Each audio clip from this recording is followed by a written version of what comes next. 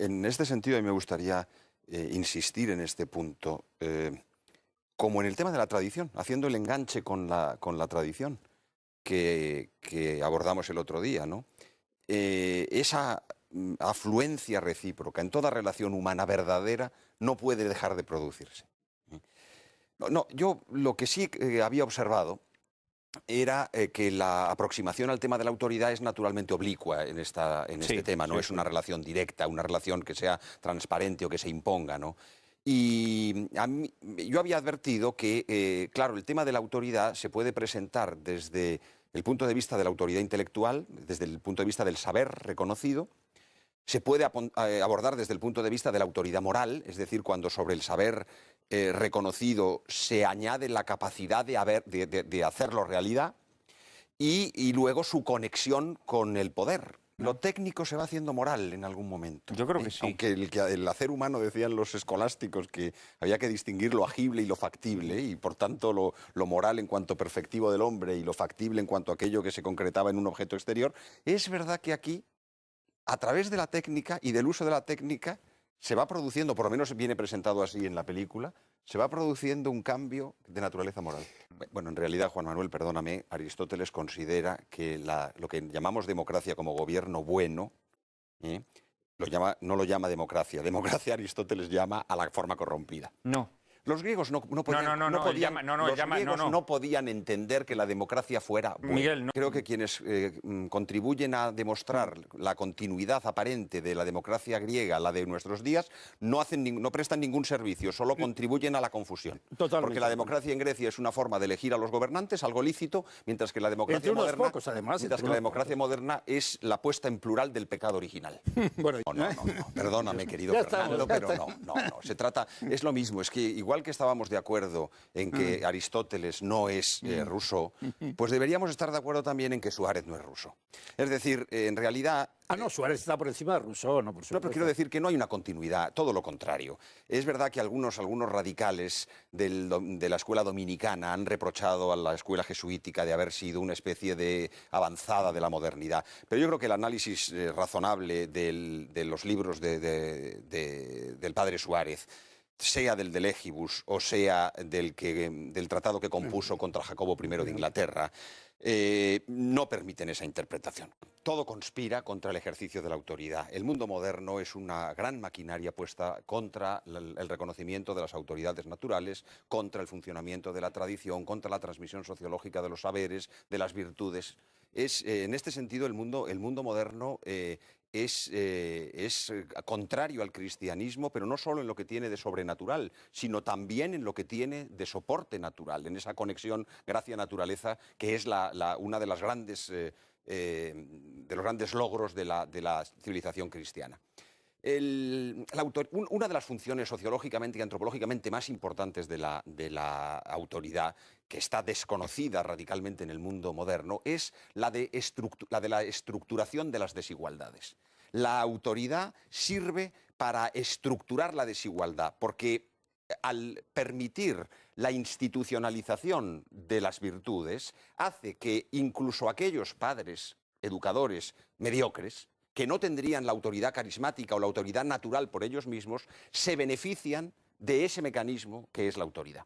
Entonces, no solamente se trata de la pérdida de la autoridad natural para aquel que la tiene naturalmente como carisma, sino también de la destrucción de los vehículos sociológicos de institucionalización de la autoridad. Y esto es en virtud de la ideología moderna que en la familia lleva a la desmoralización de la autoridad paterna, que en la legislación ha hecho que prácticamente haya destruido y haya desaparecido el derecho matrimonial. Hoy ya no hay derecho matrimonial porque no hay matrimonio. Ha desaparecido el matrimonio de la legislación positiva. Y en materia educativa ocurre lo mismo con todas las pedagogías liberadoras. No hay que olvidar que desde el Emilio de Rousseau, que es un ensayo verdaderamente cínico y demoledor y destructivo, pasando por John Dewey y toda la pedagogía progresista norteamericana, que consideraba que la escuela tenía que ser como una especie de democracia en pequeño, de sociedad democrática en pequeño, hasta llegar a Paulo Freire y la educación liberadora. La idea de la libertad como liberación. Es decir, el hombre tiene que desvincularse, tiene que liberarse de cualquier tipo de ataduras. Esa es la ideología de la modernidad, que es antitradicional, que es contraria a cualquier tipo de virtud y que impide el ejercicio de las autoridades. Yo antes, cuando discutía, Carmelo, el asunto de la sustitución de la autoridad natural por las autoridades artificiales, alcanzo un alto grado de acuerdo con él. No lo alcanzo tanto en el sentido de que el gran problema sea solo el de ejercer la autoridad. No cabe duda de que hay que ejercerla. Quien la tiene debe ejercerla. Y hoy apenas la ejerce nadie. Hay que ver los magistrados, hay que ver los generales, hay que ver, es decir, los profesores, hay que ver las autoridades, los embajadores, los jesuitas, hay que ver los militares. Cómo está el ejercicio de la autoridad. Pero creo que es algo más. Creo que cuando hay una ideología y cuando hay un conjunto de ideas falsas que conspiran en contra del ejercicio de la autoridad, el puro intento de ejercicio de la misma casi se da en el vacío, ¿no? Yo en eso creo que el apunte que tú hacías yo lo comparto. Esa cosmovisión que nos ha puesto, esa especie de teoría conspirativa o conspiratoria que dice que todo es malo, no sé, ¿desde cuándo? ¿Desde el siglo XVI, etcétera? ¿Desde cuándo? ¿Desde Roma? No, por Dios, desde que los ángeles decidieron no servir y ahí es donde el ministerio de iniquidad comienza a estar en marcha. Bueno, efectivamente.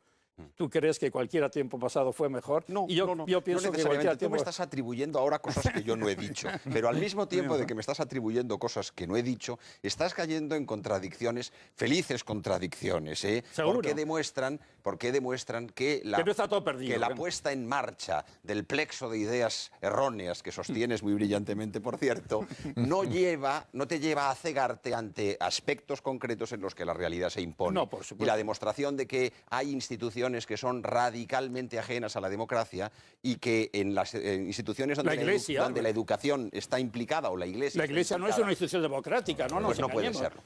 Fíjate que en relación con el problema de la educación ligado a la familia, me parece que no hemos tratado el tema de la Iglesia. Desde mi punto de vista, hay un factor que quizá debiera ser estudiado y es cómo en la mentalidad creada por la Iglesia Católica y en la filosofía difundida por la Iglesia Católica, aunque el cuarto mandamiento es el primero de la segunda tabla, honrar padre y madre, es cierto, es decir, el primero de los que tienen que ver con los semejantes y no de los que tienen que ver respecto del culto debido a Dios, pero no es menos cierto que de algún modo la Iglesia, por lo menos en España, absorbió una buena parte de la potencialidad educativa de la familia.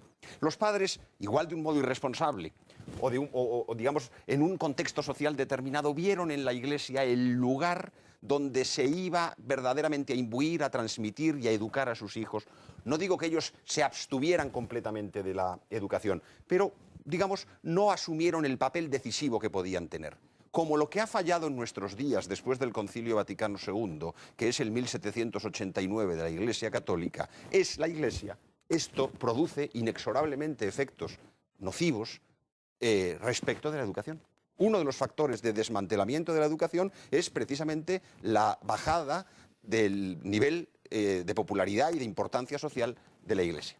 O sea, pero tú establecerías entonces que lo que está ocurriendo ahora, por ejemplo, con la educación, es decir, esa usurpación que el Estado o las administraciones hacen de lo que tendrían que ser derechos naturales de los padres, podría tener su origen en una dejación que los padres hicieron en otro tiempo en manos de la Iglesia. En buena parte. Y cuando ahora la Iglesia ya no puede, digamos, subvenir esa necesidad o dar cobertura a esa necesidad educativa, me parece que es un factor a considerar. El Estado la usurpa. Sí, horror vacui.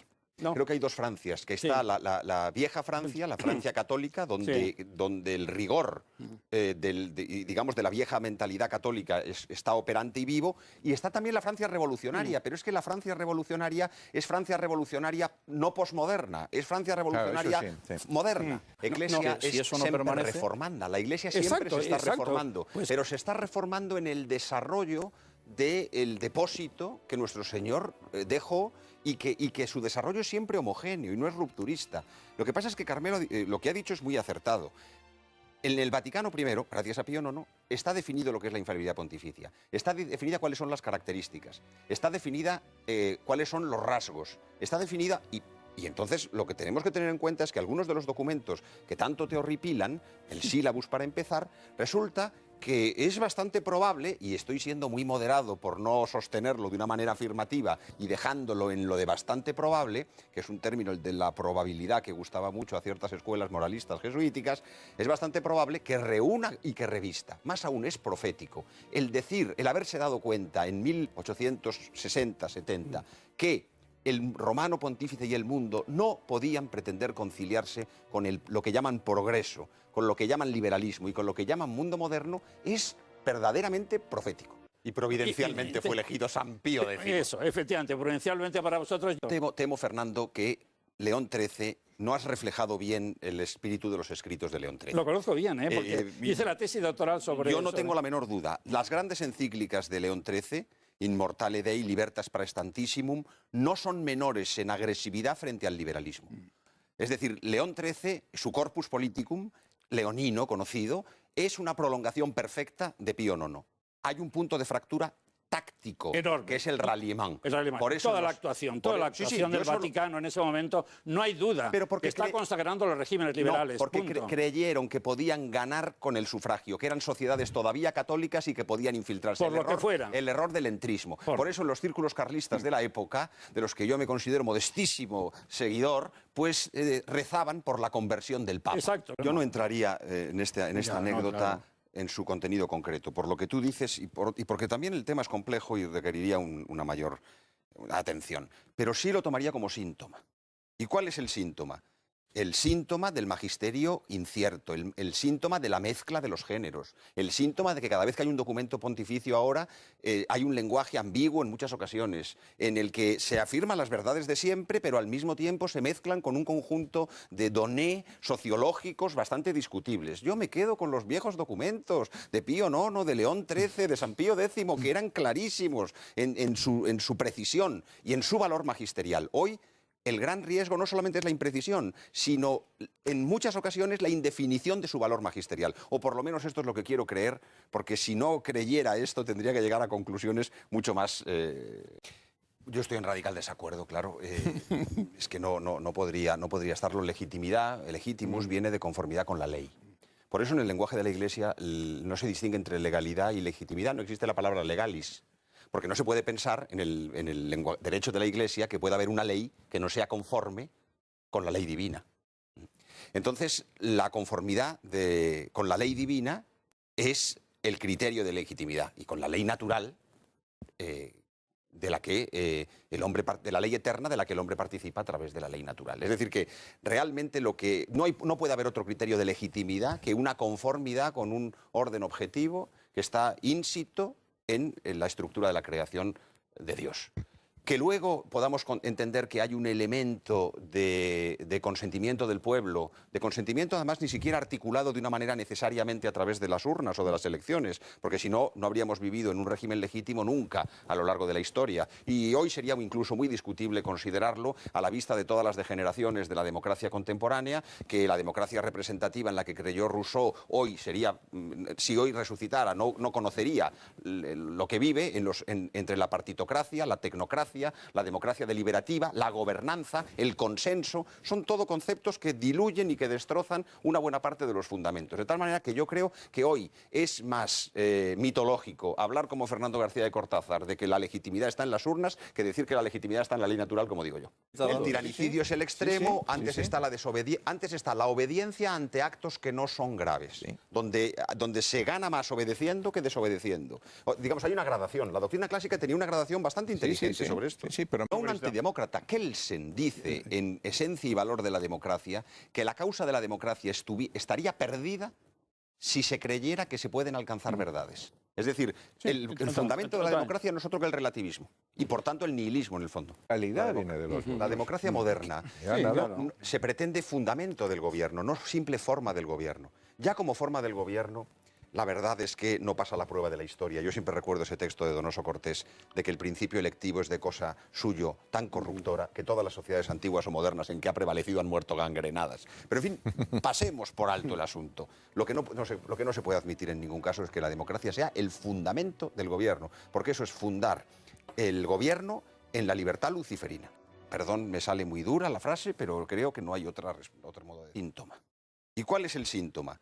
el síntoma del magisterio incierto, el síntoma de la mezcla de los géneros, el síntoma de que cada vez que hay un documento pontificio ahora hay un lenguaje ambiguo en muchas ocasiones, en el que se afirman las verdades de siempre, pero al mismo tiempo se mezclan con un conjunto de donné sociológicos bastante discutibles. Yo me quedo con los viejos documentos de Pío IX, de León XIII, de San Pío X, que eran clarísimos en su precisión y en su valor magisterial. Hoy, el gran riesgo no solamente es la imprecisión, sino en muchas ocasiones la indefinición de su valor magisterial. O por lo menos esto es lo que quiero creer, porque si no creyera esto tendría que llegar a conclusiones mucho más... Yo estoy en radical desacuerdo, claro. Es que no podría estarlo. Legitimidad, legitimus, viene de conformidad con la ley. Por eso en el lenguaje de la Iglesia no se distingue entre legalidad y legitimidad. No existe la palabra legalis. Porque no se puede pensar en el derecho de la Iglesia que pueda haber una ley que no sea conforme con la ley divina. Entonces, la conformidad con la ley divina es el criterio de legitimidad, y con la ley natural de la ley eterna de la que el hombre participa a través de la ley natural. Es decir, que realmente no puede haber otro criterio de legitimidad que una conformidad con un orden objetivo que está ínsito en la estructura de la creación de Dios. Que luego podamos entender que hay un elemento de consentimiento del pueblo, de consentimiento además ni siquiera articulado de una manera necesariamente a través de las urnas o de las elecciones, porque si no, no habríamos vivido en un régimen legítimo nunca a lo largo de la historia. Y hoy sería incluso muy discutible considerarlo a la vista de todas las degeneraciones de la democracia contemporánea, que la democracia representativa en la que creyó Rousseau hoy sería, si hoy resucitara, no conocería lo que vive entre la partitocracia, la tecnocracia, la democracia deliberativa, la gobernanza, el consenso, son todo conceptos que diluyen y que destrozan una buena parte de los fundamentos. De tal manera que yo creo que hoy es más mitológico hablar como Fernando García de Cortázar de que la legitimidad está en las urnas que decir que la legitimidad está en la ley natural, como digo yo. El tiranicidio es el extremo, antes está la obediencia ante actos que no son graves, donde se gana más obedeciendo que desobedeciendo.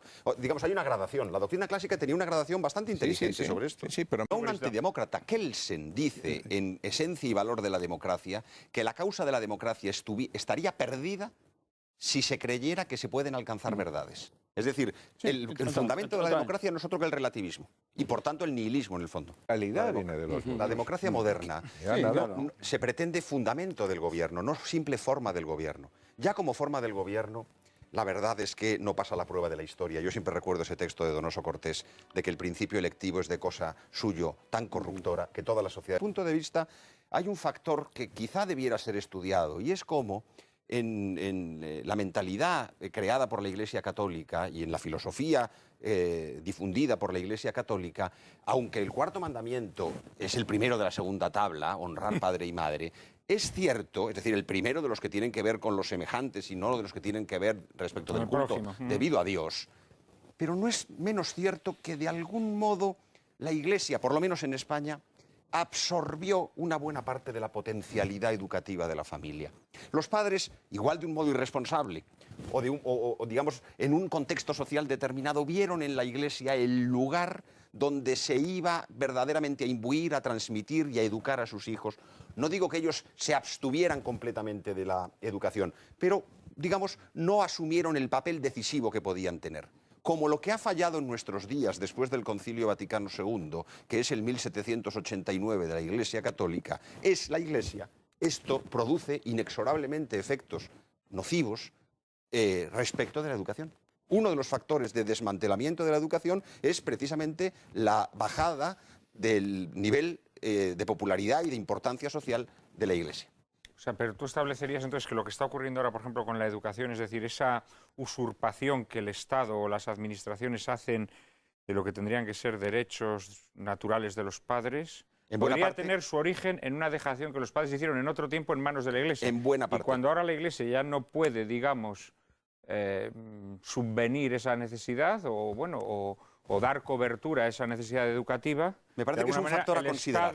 El Estado la usurpa. Sí, horror vacui.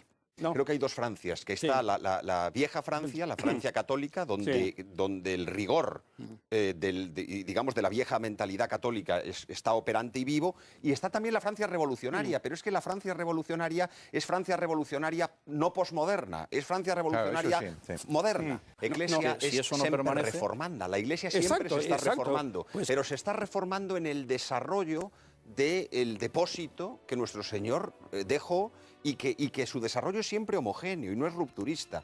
Lo que pasa es que Carmelo lo que ha dicho es muy acertado.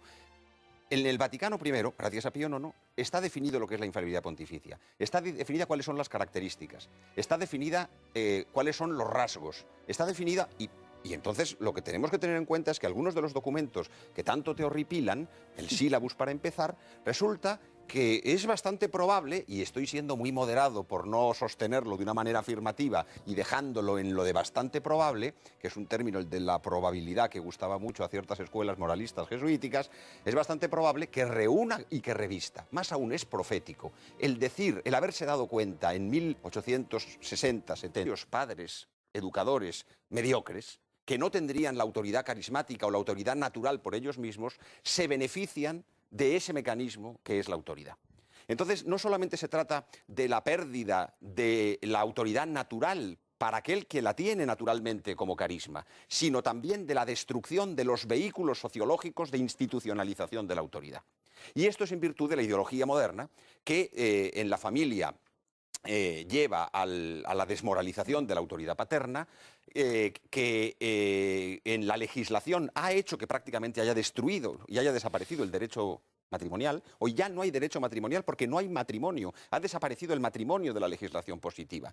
Y en materia educativa ocurre lo mismo con todas las pedagogías liberadoras. No hay que olvidar que desde el Emilio de Rousseau, que es un ensayo verdaderamente cínico y demoledor, y destructivo, pasando por John Dewey y toda la pedagogía progresista norteamericana, que consideraba que la escuela tenía que ser como una especie de democracia en pequeño, de sociedad democrática en pequeño, hasta llegar a Paulo Freire y la educación liberadora. La idea de la libertad como liberación.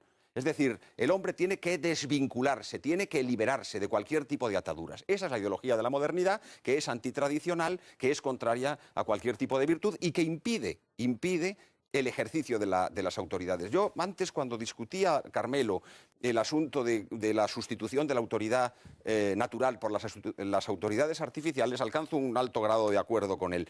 No lo alcanzo tanto en el sentido de que el gran problema sea solo el de ejercer la autoridad. No cabe duda de que hay que ejercerla. Quien la tiene debe ejercerla. Y hoy apenas la ejerce nadie. Hay que ver los magistrados, hay que ver los generales, hay que ver, es decir, los profesores, hay que ver las autoridades, los embajadores, los jesuitas, hay que ver cómo está el ejercicio de la autoridad. Pero creo que es algo más. Creo que cuando hay una ideología y cuando hay un conjunto de ideas falsas que conspiran en contra del ejercicio de la autoridad, el puro intento de ejercicio de la misma casi se da en el vacío, ¿no? Yo en eso creo que el apunte que tú hacías yo lo comparto. Esa cosmovisión que nos ha puesto, esa especie de teoría conspirativa o conspiratoria que dice que todo es malo, no sé desde cuándo, desde el siglo XVI, etcétera. ¿Desde cuándo? ¿Desde Roma? No, por Dios, desde que los ángeles decidieron no servir y ahí es donde el ministerio de iniquidad comienza a estar en marcha. Bueno, efectivamente. ¿Tú crees que cualquier tiempo pasado fue mejor? No, y yo pienso que cualquier tiempo... Tú me estás atribuyendo ahora cosas que yo no he dicho, pero al mismo tiempo de que me estás atribuyendo cosas que no he dicho, estás cayendo en contradicciones, felices contradicciones, ¿eh? ¿Seguro? Porque demuestran que la no está todo perdido, que la puesta revolucionaria moderna, Iglesia si es eso no siempre permanece... reformanda. La Iglesia siempre se está reformando, pero se está reformando en el desarrollo del depósito que nuestro Señor dejó y que su desarrollo es siempre homogéneo y no es rupturista. Lo que pasa es que Carmelo lo que ha dicho es muy acertado. En el Vaticano I, gracias a Pío IX, está definido lo que es la infalibilidad pontificia. Está definida cuáles son las características. Está definida cuáles son los rasgos. Está definida y entonces lo que tenemos que tener en cuenta es que algunos de los documentos que tanto te horripilan, el sílabus para empezar, resulta que es bastante probable, y estoy siendo muy moderado por no sostenerlo de una manera afirmativa y dejándolo en lo de bastante probable, que es un término el de la probabilidad que gustaba mucho a ciertas escuelas moralistas jesuíticas, es bastante probable que reúna y que revista. Más aún, es profético. El decir, el haberse dado cuenta en 1860-70 que el romano pontífice y el mundo no podían pretender conciliarse con lo que llaman progreso, con lo que llaman liberalismo y con lo que llaman mundo moderno, es verdaderamente profético. Y providencialmente fue elegido San Pío X. Eso, efectivamente, providencialmente para vosotros. Temo, Fernando, que León XIII no has reflejado bien el espíritu de los escritos de León XIII. Lo conozco bien, porque hice la tesis doctoral sobre eso. Yo no tengo la menor duda. Las grandes encíclicas de León XIII, In Mortale Dei, Libertas Praestantissimum, no son menores en agresividad frente al liberalismo. Es decir, León XIII, su corpus politicum, leonino conocido, es una prolongación perfecta de Pío IX. Hay un punto de fractura táctico, enorme, que es el ralliement. Por eso toda la actuación del Vaticano en ese momento, no hay duda, pero porque está consagrando los regímenes liberales. No, porque creyeron que podían ganar con el sufragio, que eran sociedades todavía católicas y que podían infiltrarse. Por lo que fuera. El error del entrismo. Por eso en los círculos carlistas de la época, de los que yo me considero modestísimo seguidor, pues rezaban por la conversión del Papa. Exacto. Yo no entraría en esta anécdota. Claro, en su contenido concreto, por lo que tú dices y porque también el tema es complejo y requeriría una mayor atención. Pero sí lo tomaría como síntoma. ¿Y cuál es el síntoma? El síntoma del magisterio incierto, el síntoma de la mezcla de los géneros, el síntoma de que cada vez que hay un documento pontificio ahora hay un lenguaje ambiguo en muchas ocasiones, en el que se afirman las verdades de siempre, pero al mismo tiempo se mezclan con un conjunto de donné sociológicos bastante discutibles. Yo me quedo con los viejos documentos de Pío IX, de León XIII, de San Pío X, que eran clarísimos en su precisión y en su valor magisterial. Hoy, el gran riesgo no solamente es la imprecisión, sino en muchas ocasiones la indefinición de su valor magisterial. O por lo menos esto es lo que quiero creer, porque si no creyera esto tendría que llegar a conclusiones mucho más... Yo estoy en radical desacuerdo, claro. Es que no podría